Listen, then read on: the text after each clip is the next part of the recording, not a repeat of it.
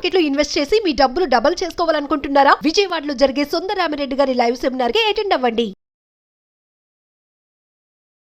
Hello నమస్తే, welcome to Suman TV. ప్రస్తుతం మనతో స్టాక్ మార్కెట్ అనలిస్ట్ సుందరరామిరెడ్డి గారు ఉన్నారు. వీరితో ఈరోజు కొన్ని విషయాల గురించి మనం డిస్కస్ చేద్దాం. నమస్తే అండి. నమస్తే మ్యామ్.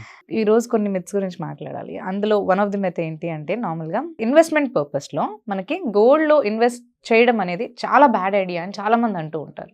సో ఇది ఎంతవరకు నిజం అంటారు? బేసికల్గా మనం అంటే డిఫరెంట్ అసెట్స్ గురించి మాట్లాడుతున్నప్పుడు gold is one of the asset అనమాట, కమోడిటీ సంబంధించి. And debt funds, guaranteed returns వచ్చే debt funds, real estate, okay, next equity market. మనకున్న మేజర్ అసెట్ క్లాసులు ఈ 4 అనమాట. ఓకే, so gold, debt funds, real estate and equity market, ఈ 4 ఇట్లా ఉంటాయి అనమాట. ఈ 4 మీరు దాంట్లో పెట్టాలి. ప్రపంచవ్యాప్తంగా స్టాక్ మార్కెట్లో ఎక్కువ శాతం పర్ఫార్మెన్స్ ఇచ్చే ఏంటి అంటే 3 కంట్రీస్ ఉంటాయి. ఇండియాలో బాగా వస్తాయి రిటర్న్స్. అమెరికా పర్లేదు, అమెరికాలో మెగా క్యాప్స్ ఎక్కువ ఉంటాయి కాబట్టి అమెరికా ఎక్కువ ఉంటుంది. తైవాన్లో ఎలక్ట్రానిక్స్ ఇండస్ట్రీ చాలా ఎక్కువ ఉంటుంది. Taiwan nothing but electronics industry, అంతే. చిప్ మ్యానుఫ్యాక్చరింగ్ అదే కంట్రోల్ చేస్తుంది వరల్డ్ వైడ్ గా.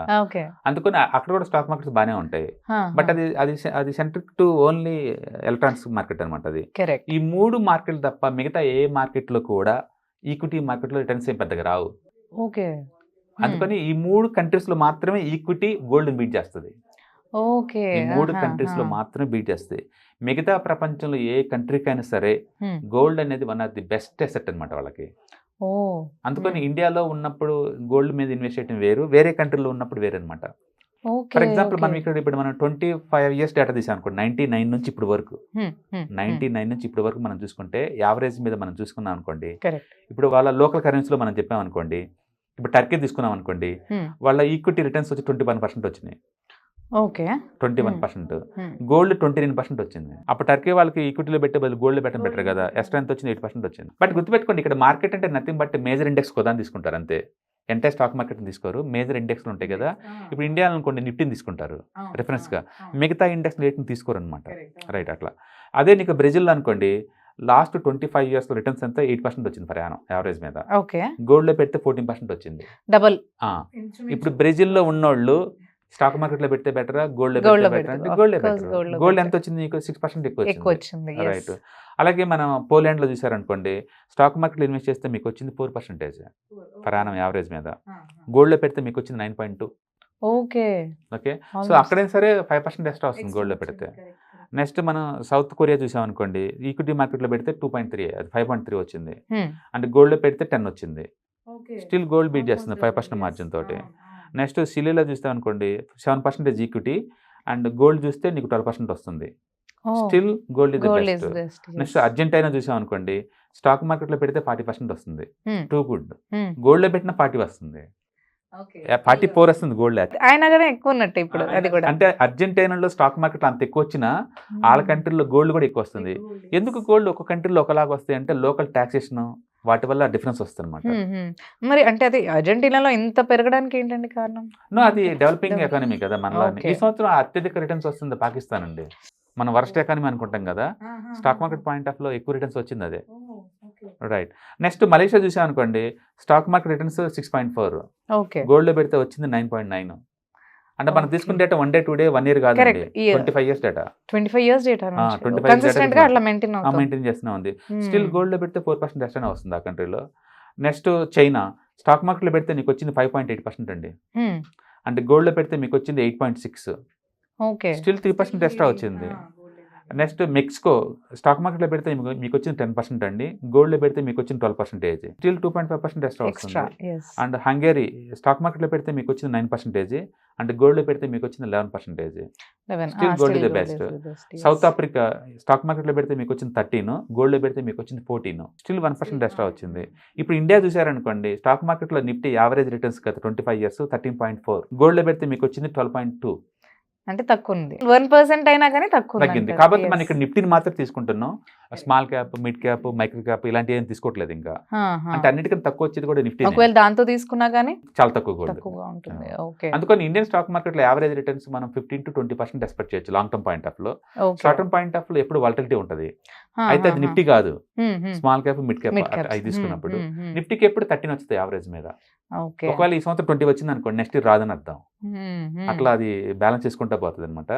అందుకని ఇండియాకి సంబంధించిన మాత్రమే గోల్డ్ అంత ఈజీగా బీట్ చేయదు, కానీ మిగతా కంట్రీలు ఎక్కడున్నా సరే మీకు అసెట్ అంటే మేజర్ అసెట్ ఏంటి గోల్డే అవుతుంది. అందుకని ప్రపంచవ్యాప్తంగా గోల్డ్, రియల్ ఎస్టేట్ అండ్ వీటిని ఒక అసెట్ లాగా బాగా ట్రీట్ చేస్తారు.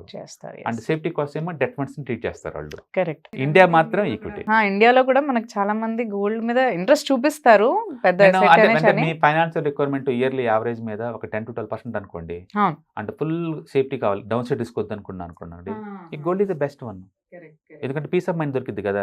ఇప్పుడు స్టాక్ మార్కెట్స్ ఉన్నాయి, గత 1 month నుంచి నరకం చూపిస్తుంది అందరికి. అలాంటి రిస్క్ ఏవి వద్దు అనుకుంటే గోల్డ్ ఇస్ ద బెస్ట్ అంటారు. ఒక 10,000 20,000 పెడితే ఏమనిపిస్తుంది, కానీ 10 కోట్లు 20 కోట్లు పెట్టినప్పుడు రోజు రోజుకి 10 లక్షలు డ్రా డౌన్స్ వస్తున్నప్పుడు ఆ టార్గెట్ చేయడం అందరి వల్ల అవ్వదన్నమాట.